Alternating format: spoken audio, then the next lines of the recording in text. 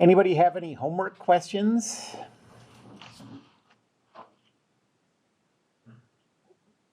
Has everyone tried a couple of those conservation of linear momentum problems? No, not yet. Okay, well, anyways, I think those should be, they're pretty similar all to the ones we did in class, so I don't think those should cause too much trouble. What? The one through four? Yeah. Yeah, okay. The stuff we're going to do now is a little more complicated. The funny thing is, like, doing the math of it is easy. It's understanding when it applies and stuff that's more complicated. So now we're getting into conservation of mechanical energy.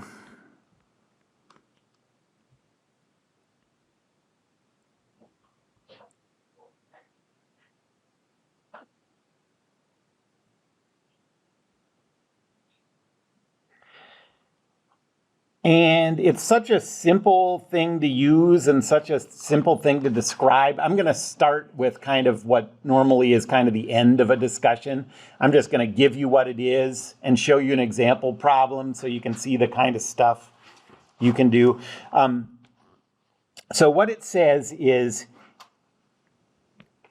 if the only forces that do work,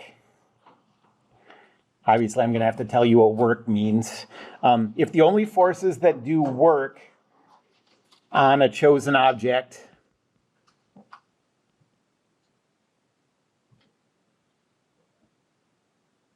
are conservative, I have to tell you what conservative forces are.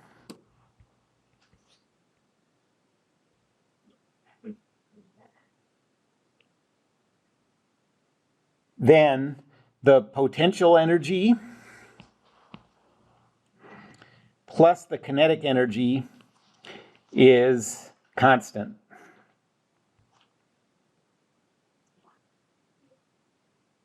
Okay, well, that's the law, and I have to tell you what, so PE is potential energy.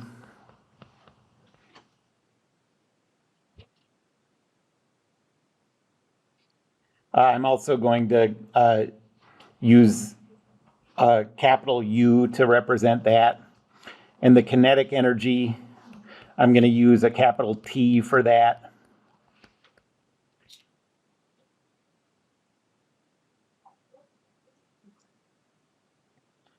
And here's an example.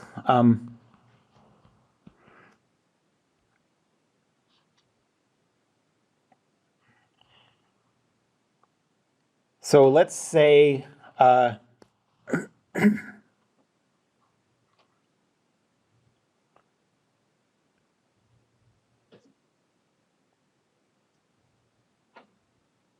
you're swinging a ball around on a string in a circle.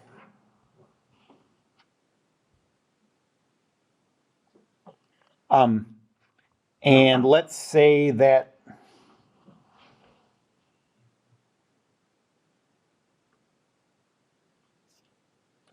the length of the string is 0.2 meters.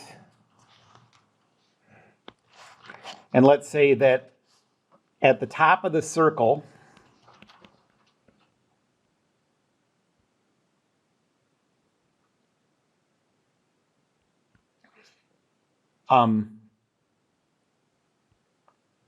the speed of the mass is 5 meters per second.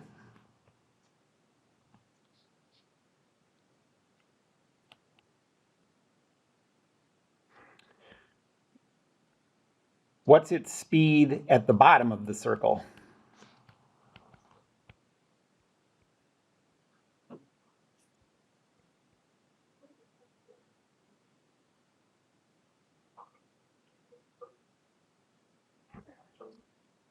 Okay, so we're going to use the fact that at two different instants, under certain conditions, if you calculate the kinetic energy and the potential energy at one instant, it has to be equal to the kinetic plus the potential energy at a different instant.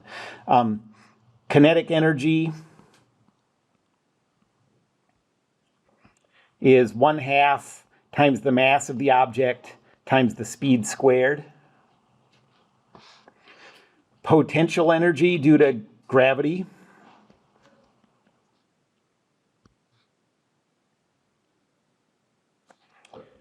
is the mass of the object times 9.81 times the height of the object. And so I'm going to do this. At instant 1, let's say we're at the top of the circle. At an instant 2, we're at the bottom of the circle.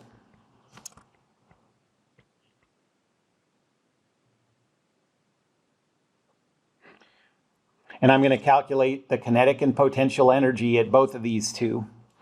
At the top, we know that the kinetic energy is 1/2 times the mass times the speed squared. The speed is 5.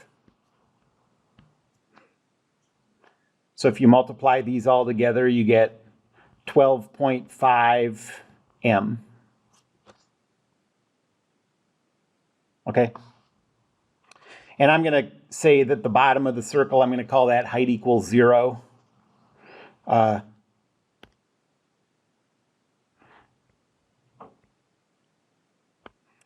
So what do we know about the height at the top of the circle? Well, we know that string has a length of 0.2 meters. So to go from the bottom to the top, that's 2 lengths of the string. The string is the radius of that circle. So the gravitational potential energy is m times 9.81 times 0.4. And so that is 3.924 m.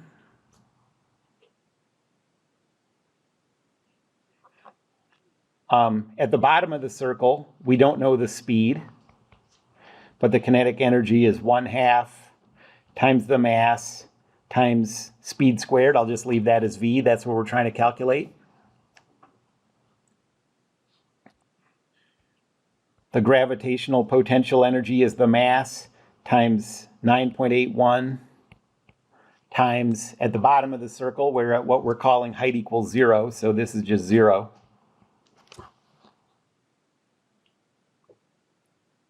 And now just add up the two things in instant 1 and set it equal to the two things in instant 2. So we have 12.5 m plus 3.924 m is equal to 1/2 mv squared. I'm going to divide everything by m. And we get 12.5 plus 3.924 times 2. So v squared is equal to 32.85. Take the square root of both sides.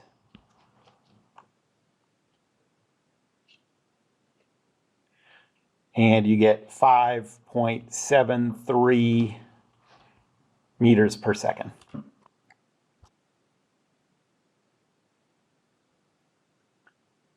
So you can see this is something that we haven't had the ability to calculate before. No other techniques that we've talked about would let you calculate this. And look at how easy that calculation was, you know. And all of these calculations are going to be just a handful of lines like this, you know. And it's always just calculating kinetic and potential energy at one instant, calculating it at the other instant, and then solving for a variable. But so now we have to go back and talk about what do these things mean? What is potential energy, kinetic energy? What does it mean for forces to be conservative? What's work? That kind of stuff. Okay?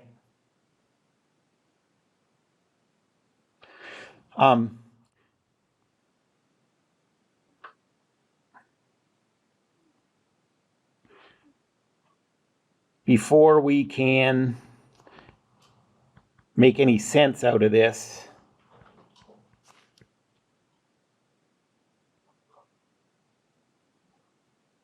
we have to define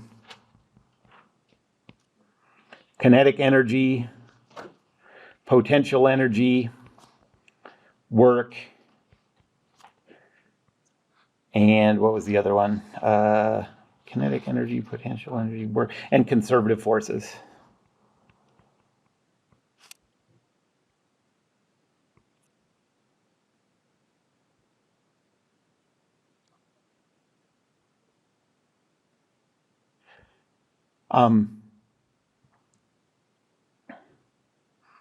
So I'm going to start with kinetic energy.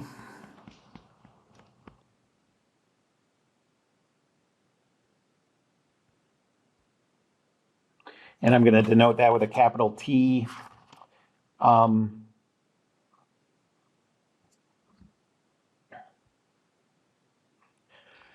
So for an object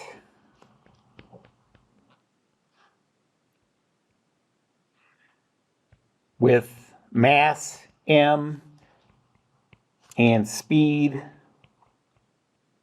capital V, the kinetic energy is always equal to 1/2 times the mass times the speed squared.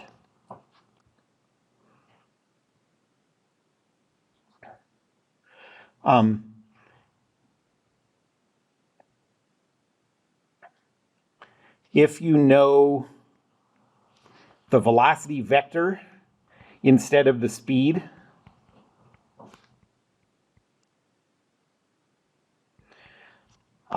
this same calculation comes out to be T is equal to 1/2 times the mass times the quantity x component of velocity squared plus y component of velocity squared.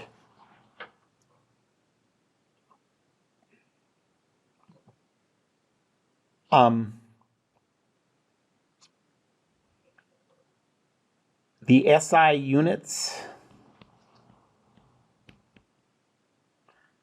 for kinetic energy and any kind of energy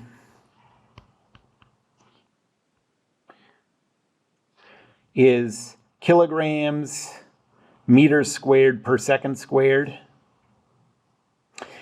And that's given its own name, the joule.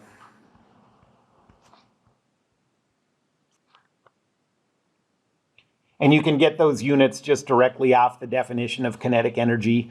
The kilograms comes from the mass. The meters squared per second squared comes from meters per second all squared. Okay.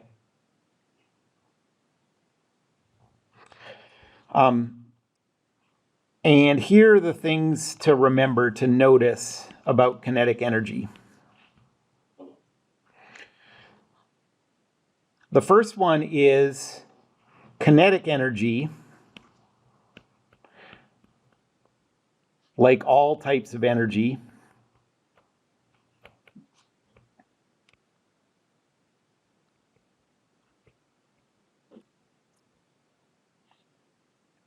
is a scalar, not a vector. So linear momentum, remember, was a vector. It had a direction and a magnitude. Energy never has a direction. There's no such thing as something having an energy in this direction or an energy in that direction. There's only an amount of energy, okay? Like mass. So there's no directional information.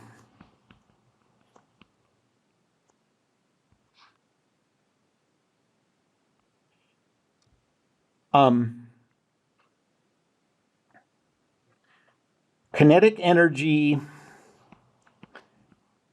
is similar to the magnitude of linear momentum .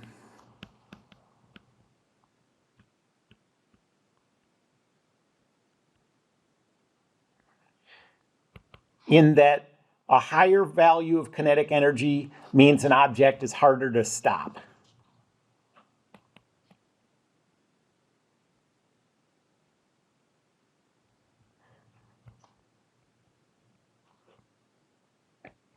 So a higher kinetic energy means the object is harder to stop.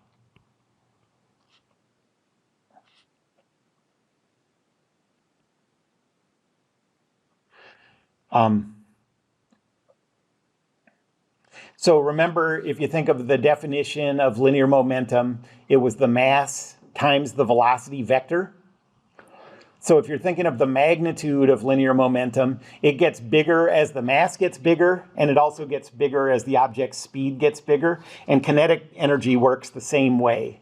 It's not exactly the same because the speed is squared instead of just multiplied to the mass, but it's kind of the same idea. If you have something that's really big and really fast, it has a lot of kinetic energy.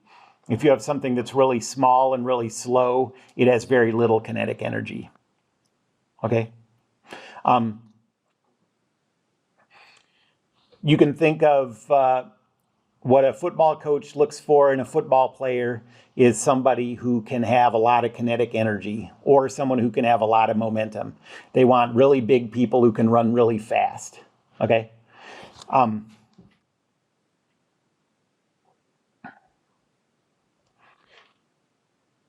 And the third thing is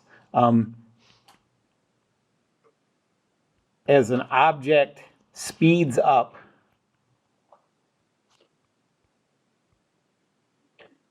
its kinetic energy increases.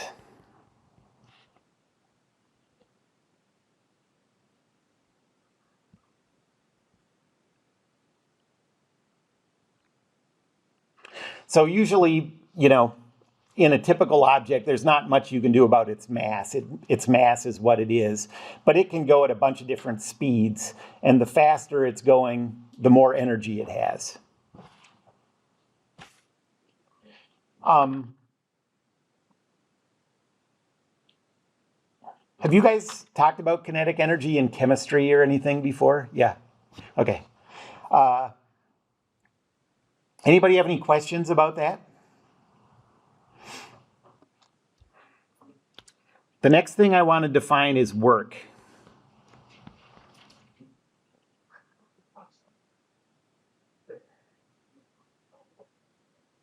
And work is energy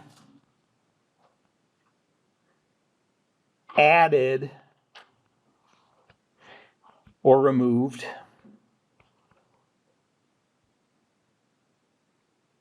from an object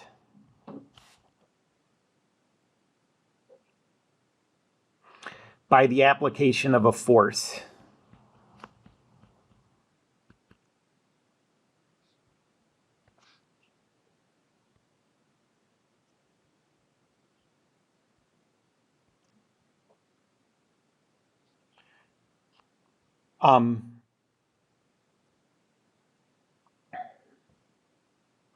To calculate the work, so to calculate the work done on an object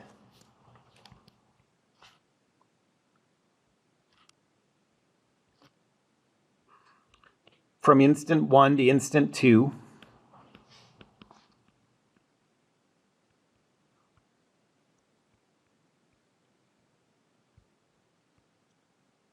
first you have to know the displacement of the object over that time. So remember, the definition of displacement is the position at the later time minus the position at the earlier time.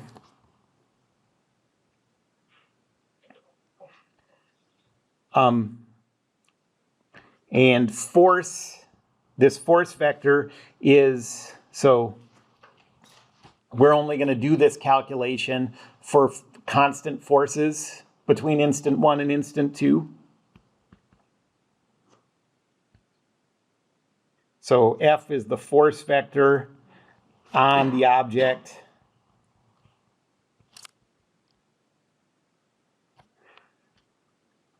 from instant 1 to instant 2, okay?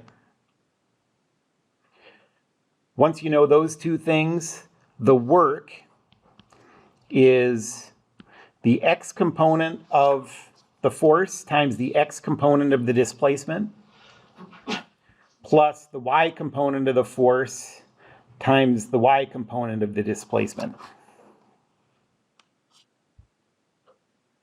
And by the way, this thing where you multiply the x components, multiply the y components, and then add them has a name that's called the dot product. And it's denoted like this.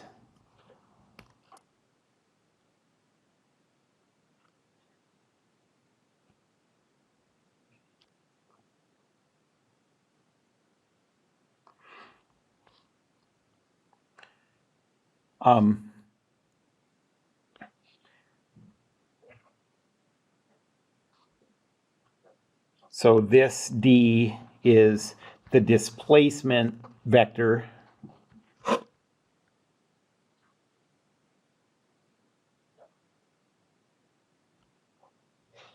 of the object from instant 1 to instant 2.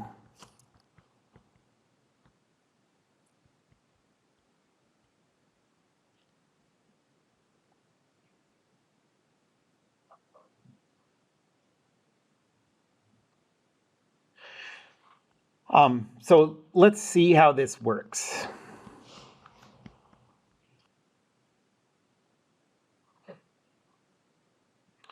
I'm going to do a few different cases so you can kind of sort of start to make sense out of how these directions work. Let's say first that you have a car that's going this direction, okay? And you apply a force to it in the direction it's moving. So let's say you apply a force of 1,000 newtons to this car. And its motion over that time is from here to here.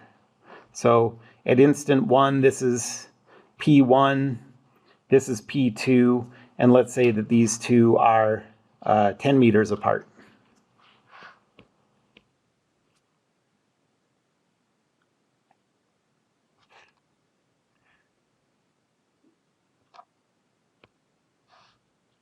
And for all of these, I'm just going to use the usual coordinate system. So let's figure out the components of this force vector and the components of that displacement vector, and then we'll calculate the work and think about what it means, okay? So the force vector is in the positive x direction. So as vector components, it's 1,000, 0. Are you with me on that? The displacement, we could think of P1 as, we could think of that as where I put the origin of the coordinate system. Then P2, what would be the coordinates of P2 if the origin was here? Yep, exactly. So P2 is 10, 0.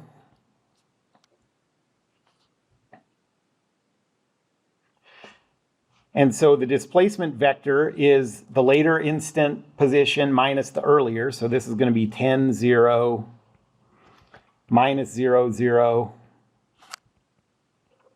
So 10, 0.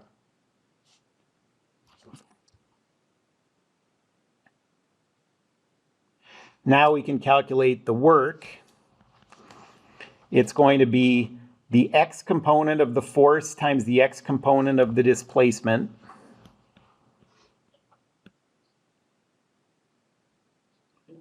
Plus the y component of the force times the y component of the displacement.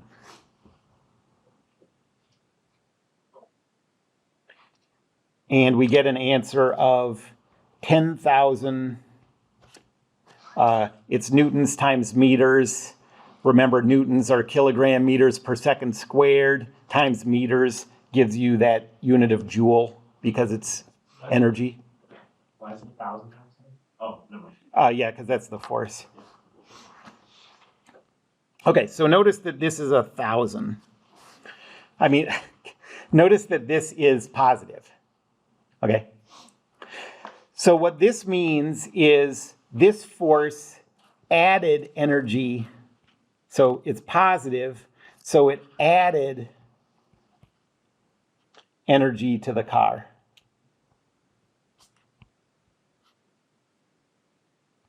Does that make sense with the way we think about kinetic energy? So think about what the effect would be of applying a force to this car as it moves from this place, P1, to this place, P2.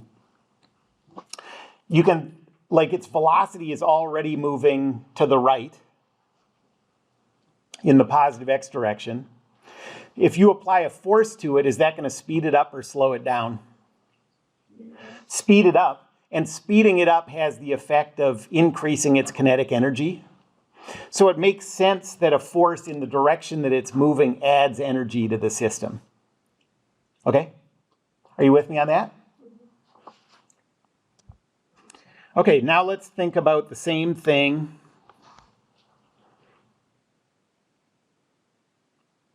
So let's say the car still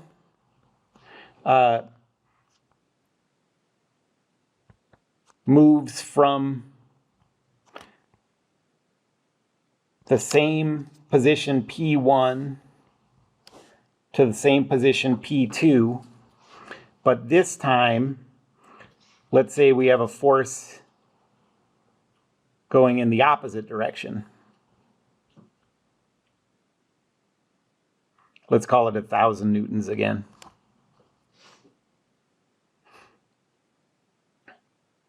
So we still have our P1 here and our P2 here. What's the force vector in this case? Yep, negative 1,000, 0. The displacement, we're assuming, is still the same, positive 10, 0.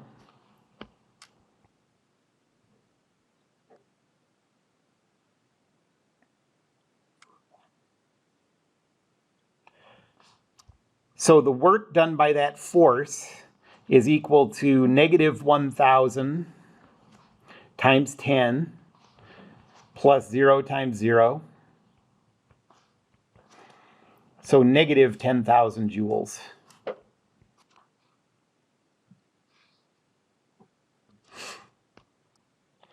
This time, it's negative, so energy is removed from the car by that force.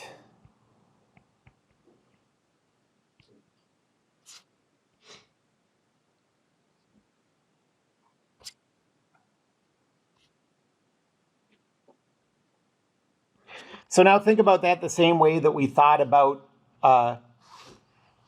part A.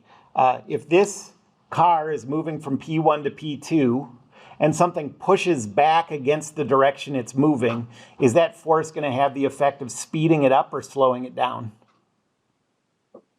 Slowing it down, and slowing down means reducing kinetic energy, so it makes sense also that this force is removing energy from the car, right? Let's do one more example. Let's say the car has the same motion again.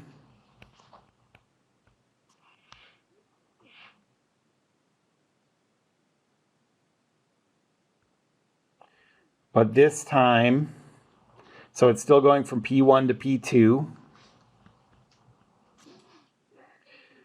But this time there's 1,000 Newton force pushed down on the car.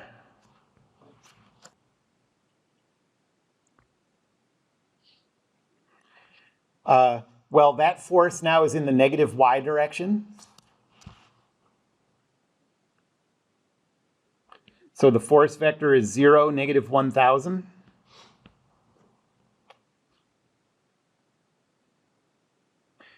the displacement vector is still tends 0.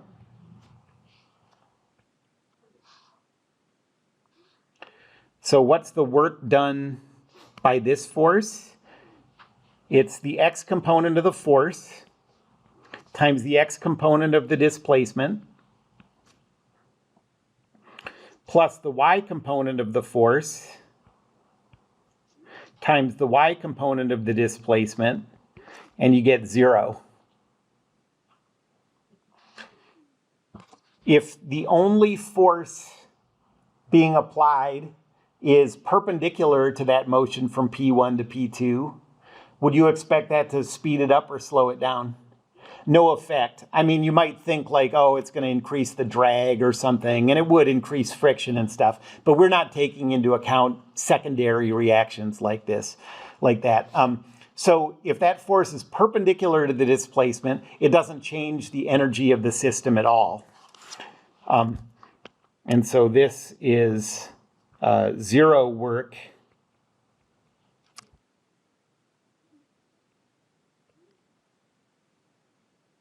because it doesn't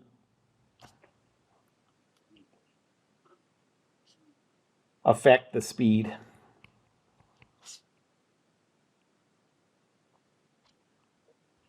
Okay, anyone have any questions about that sort of idea of what work is? So work is always telling you how the energy changes due to a force, okay? And it's telling you that without vectors at all. Notice that all of these are just numeric answers. We had 0 or negative or positive, but it's telling you something about whether that force is making the thing speed up or slow down. Okay, so here's the sort of take-home message for this.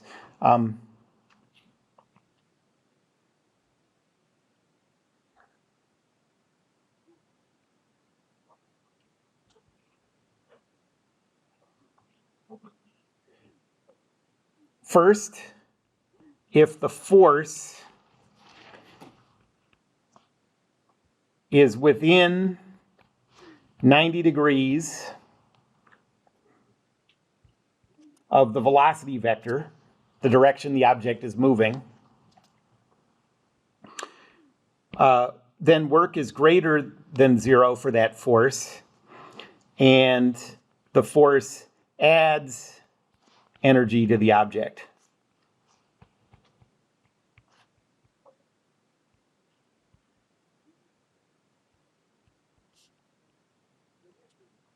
When I say within 90 degrees, I mean like, so if the velocity vector is this way, and the force acting on it is this way, this angle is less than 90 degrees, and so that force is adding energy to this object. That's like the case where the force is in the same direction as the velocity in the first one.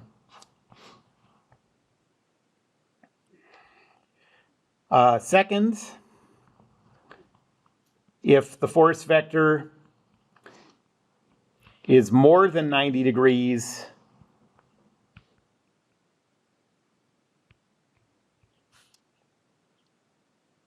from the velocity vector, then the work is less than 0, and the force is removing energy from the object.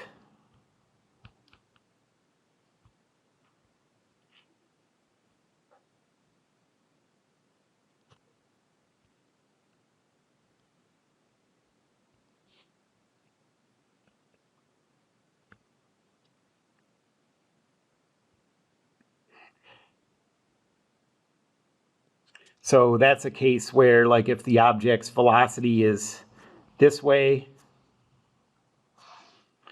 and the force is this way, this angle is, greater than 90 degrees. And so the effect is that this force F removes energy from this system. It slows down the object.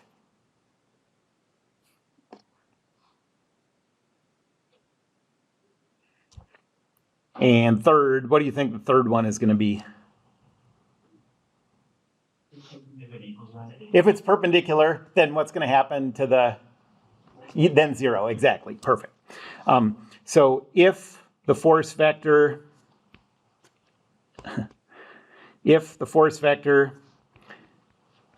and the velocity vector are perpendicular, they're 90 degrees apart,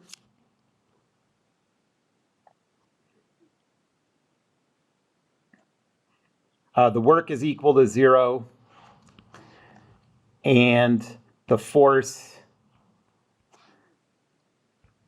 doesn't change the object's energy.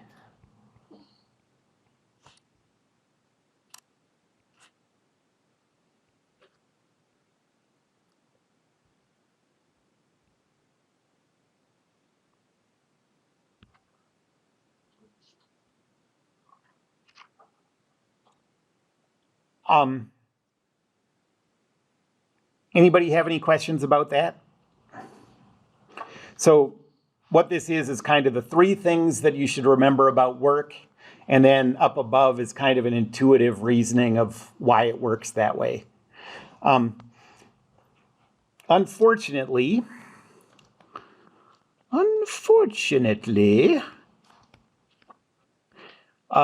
work can be hard to calculate. I gave sort of a simple example where the force doesn't change as the thing moves, but in general, like the force is changing all the time, the velocity vector is changing all the time. It can be really a pain to calculate.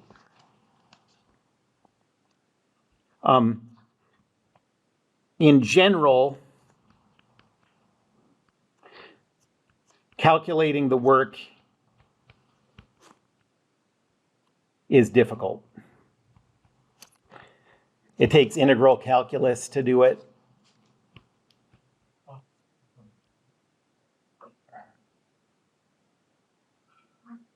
And so, you know, if you have a case where, if you have a case where the force is changing as time goes by, you have to use calculus to calculate the work.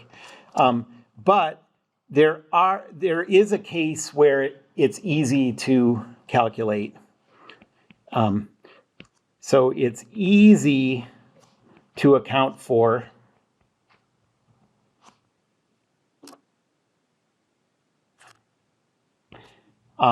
if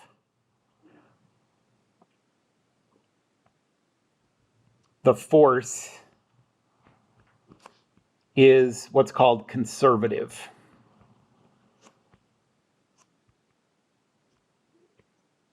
Okay, so there would be no need for this idea of conservative forces if it was easy to calculate work.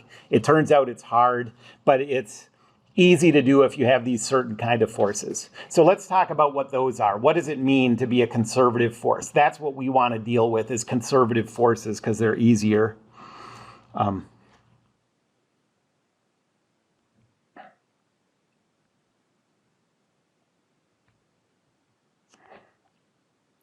So conservative forces. A force is conservative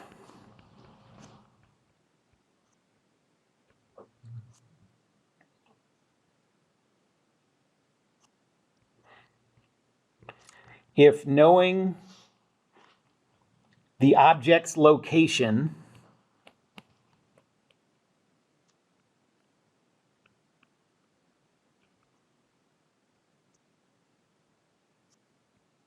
is enough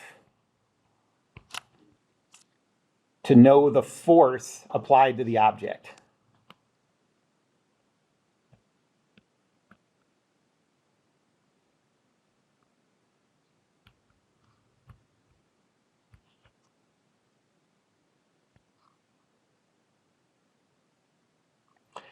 Okay, so let's go through some examples.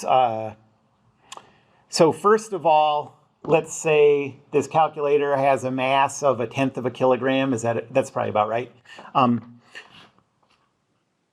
So you know the mass of it. If I tell you the location of this calculator, do you know the force that gravity is applying to it?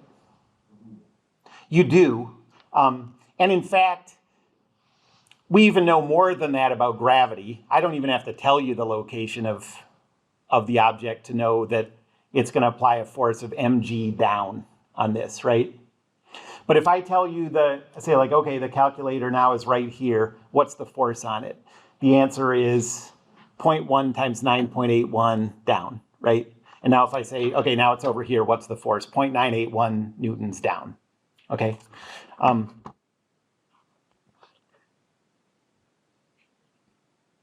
Gravity is conservative.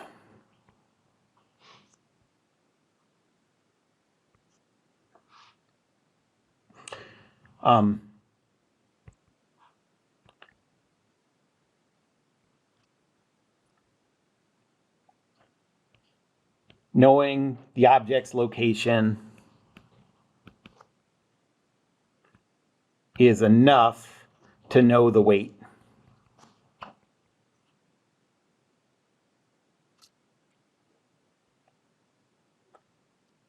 Let's think about another case.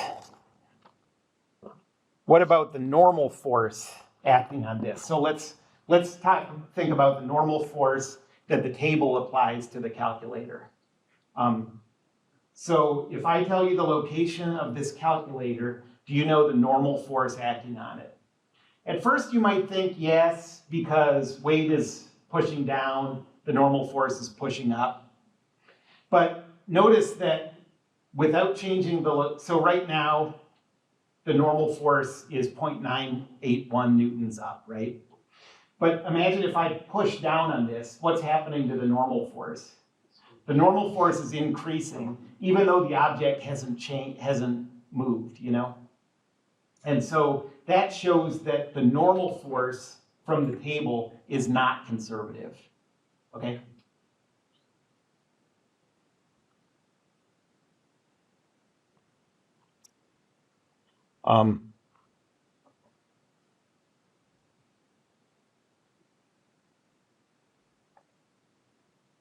And let me do another one before I write this sentence. What about the friction force? Well, that one's a little easier to make sense out of. So if this, say it's going to be at this location, is that enough to know what the friction force is on it? Well, right now it's at that location and the friction force is 0, right? Because it's not moving. But if I'm pushing it this way and it's sliding through here, what's the direction of the friction force?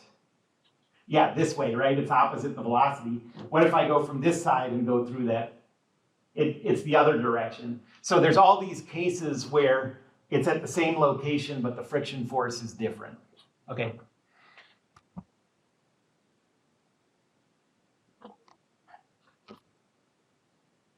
So the normal force and friction are non-conservative.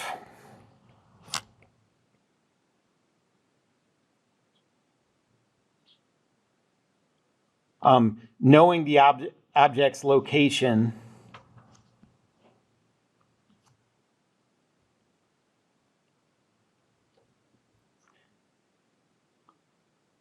is not enough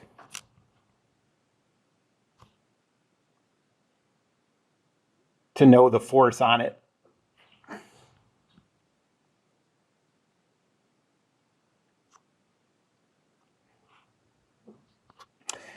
If a force is conservative,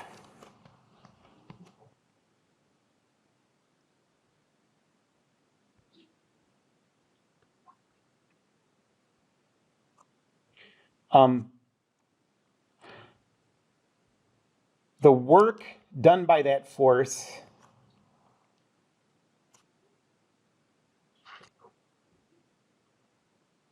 is easy to calculate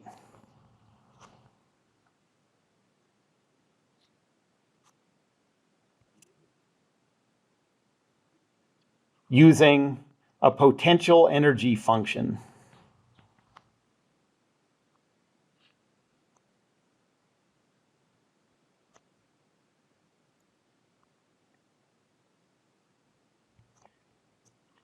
and only conservative forces have potential energy.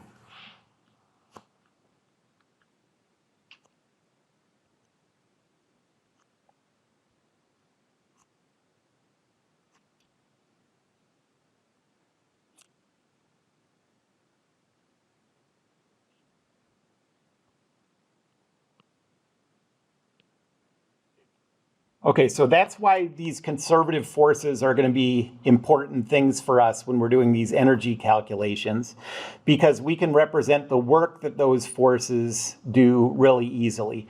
There are only two kinds of conservative forces that you're going to do any problems with. So in this class, there are two of them.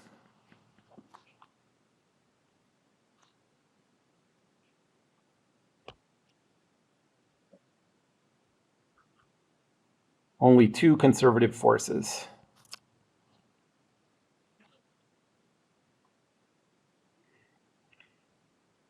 The first one is gravity, and its potential energy function, U gravitational, is equal to m times g times the height.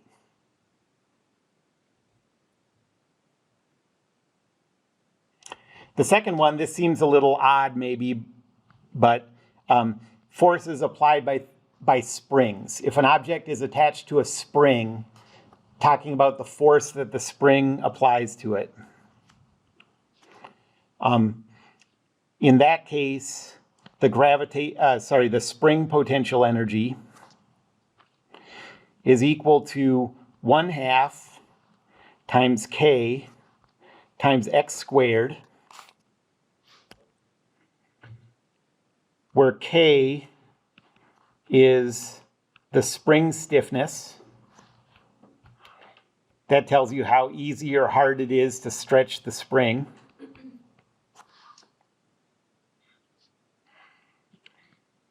And x is the distance the spring is stretched or compressed from its resting length.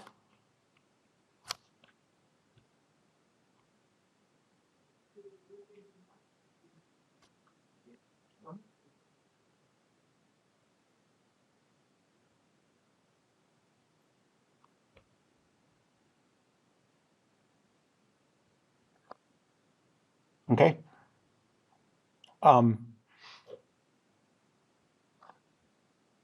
So to try to make sense out of the spring thing, so imagine that this object is attached to a spring and the other end is attached to a wall, okay? And the spring has a certain length on it, So if you know how stiff that spring is, and you know that you're going to stretch that spring a foot, okay? Is that enough to know the force the spring applies to this thing? It turns out it is.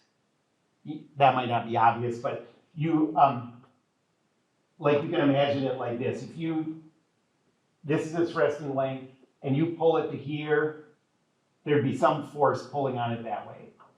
If you, instead of just going straight to here, went here, and then here, and then here, then back to rest, and then went here, it's going to be the same force. That spring doesn't care how you got there or what you're doing. If you stretch it this much, it's going to apply a certain force back. Okay? So those are the two conservative forces that we're going to deal with.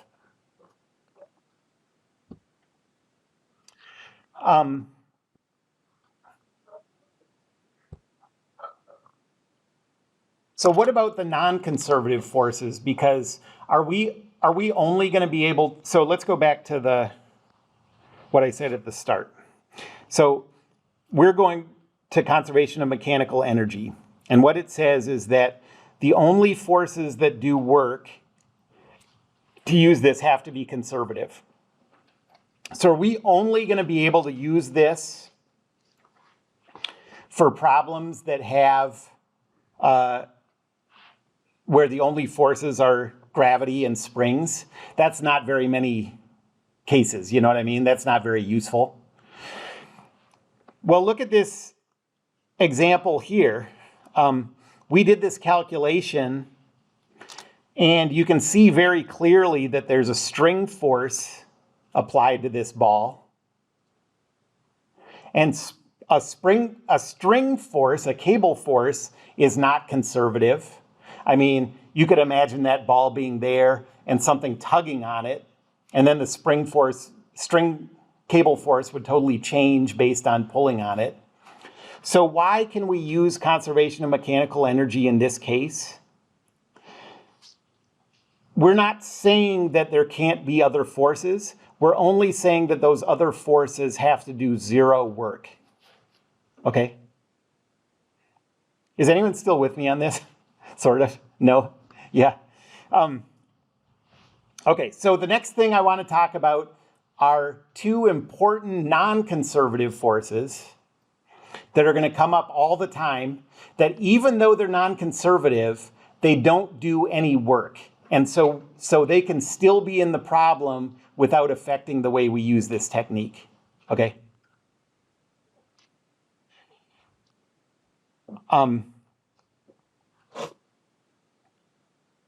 So here are two important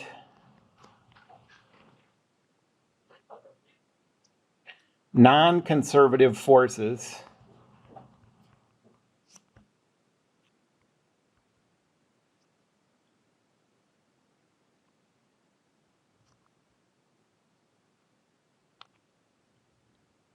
that do zero work.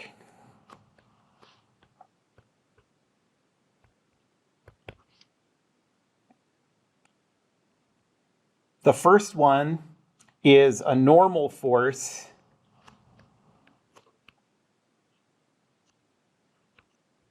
in rolling or sliding.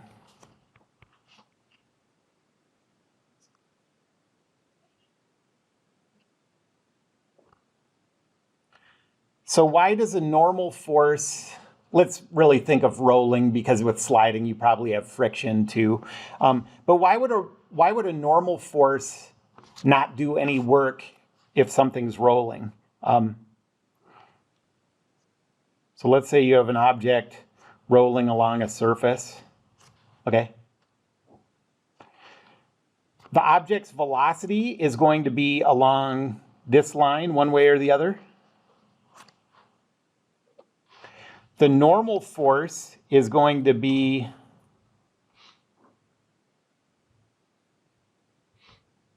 in this direction.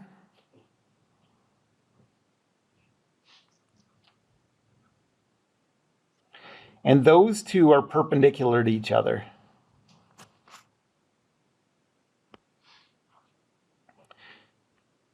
So the force vector and the velocity vector are always perpendicular.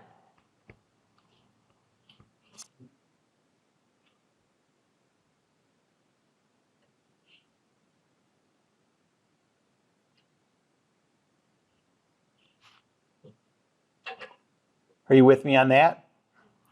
So, okay, even though if something's rolling, there's always a normal force acting on it, and even though that normal force isn't conservative, it doesn't do any work. So when you're doing energy calculations, it's like it might as well not even be there. It doesn't matter to us. Okay. The other one that's like that is centripetal forces in circular motion. Centripetal means toward the center.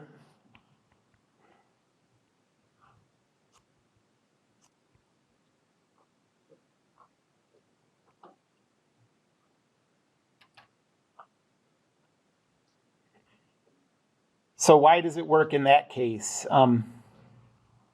So let's say you have an object swinging around a circular path on a string, okay? Its velocity vector is along this line. The force applied by the cable is this way.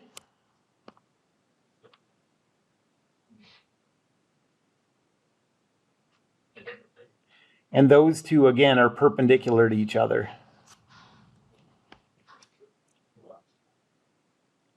So a force acting toward the center of a circular motion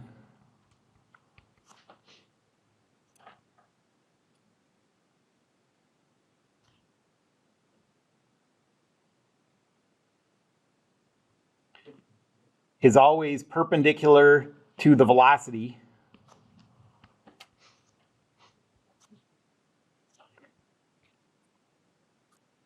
So it does 0 work. Yeah. So the force is perpendicular to velocity, we just count it as 0 work. Yeah. Anytime, any force you have that's perpendicular to the velocity is doing 0 work. That's right. That's the shortest possible way to say it. Yep. And so let me try to sort of just summarize this. Here's the take-home message to all this.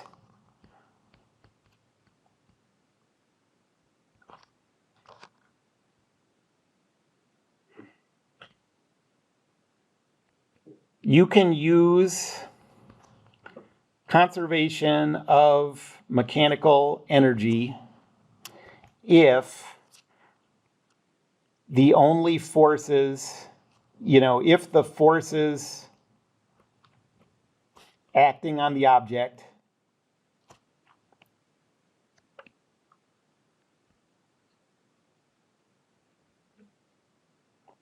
are gravity,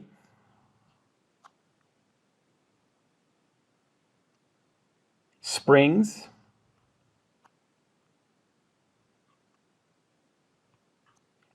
normal forces,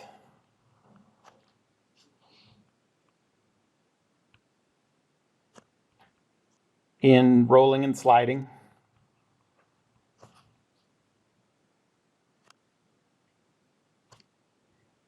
or centripetal forces in circular motion.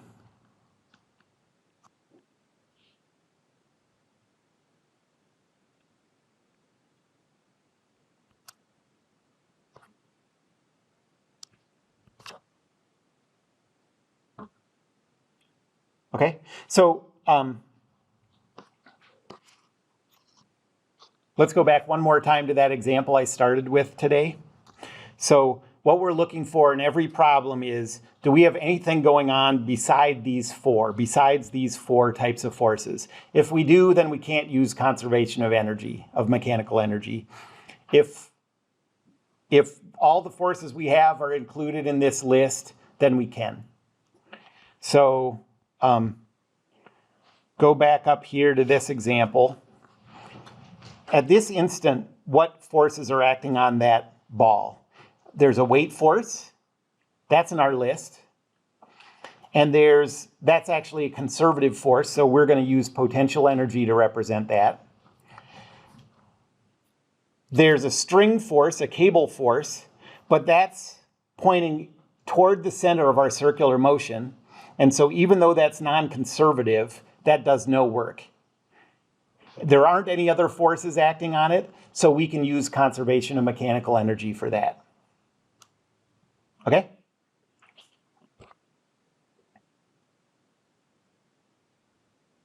All right, well, let's do some examples.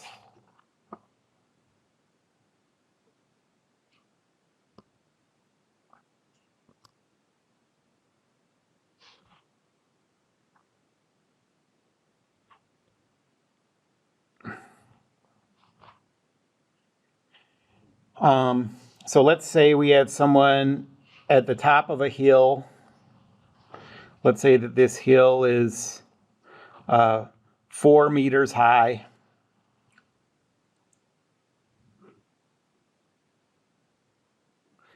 And they're at the top of the hill on a skateboard.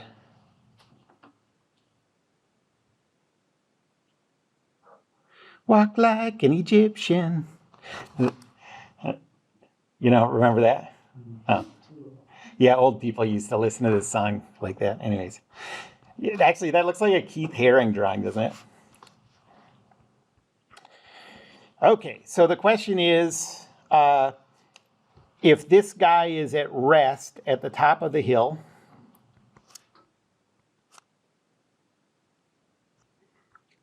how fast is he going to be going at the bottom of the hill?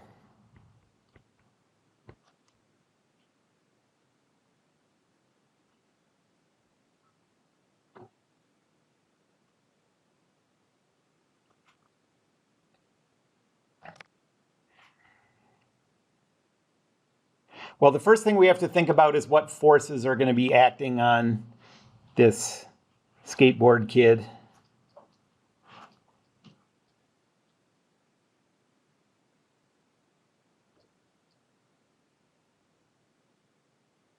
Okay, so there's the kid. What forces are acting? There's weight. And then there's going to be a normal force pushing on the wheels. Are there any other forces? Friction? There would be friction, and anytime there's friction in a problem, we don't have a way to do that with this. I mean, you can modify it, but for us, anytime there's friction, then you can't use this approach. So we're going to assume that it's frictionless. So that's it, right? This is conservative. This is non-conservative, but zero work. So here we can use conservation of mechanical energy.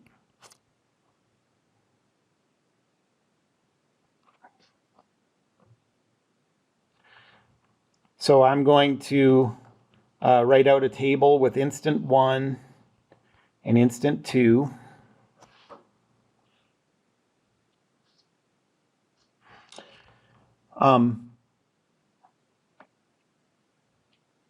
The kinetic energy at the top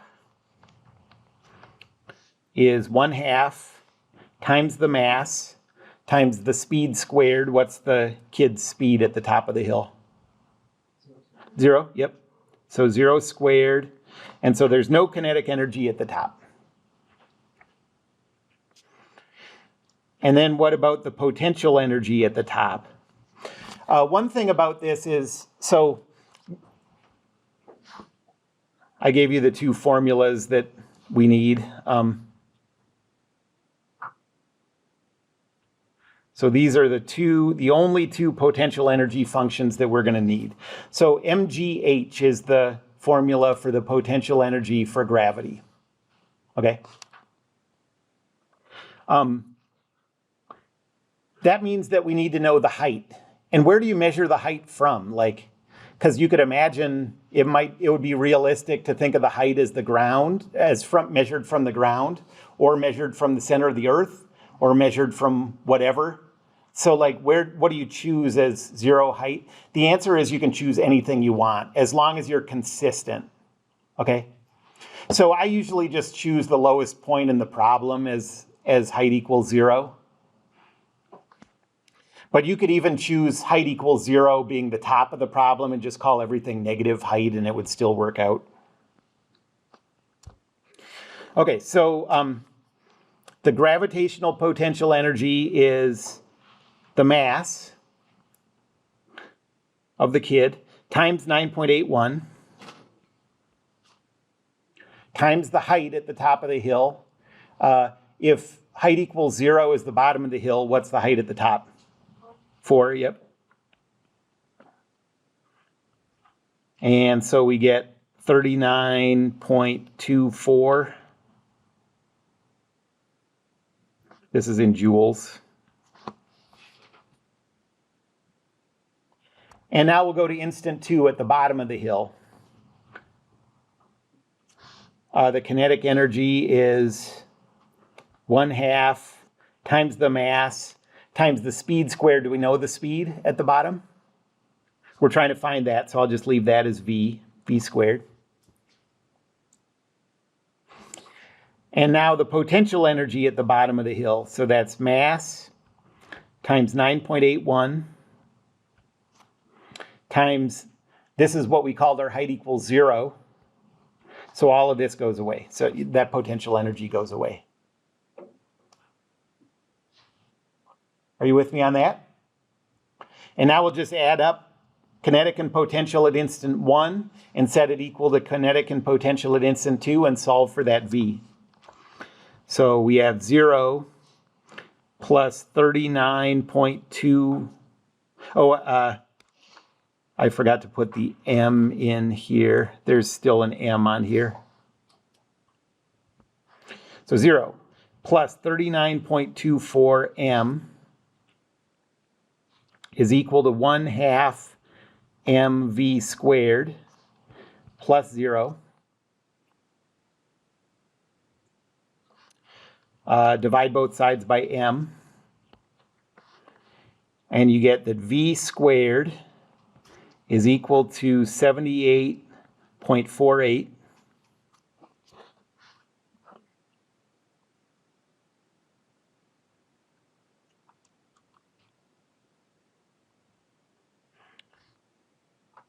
And so the speed at the bottom of the hill is plus or minus 8.86 meters per second.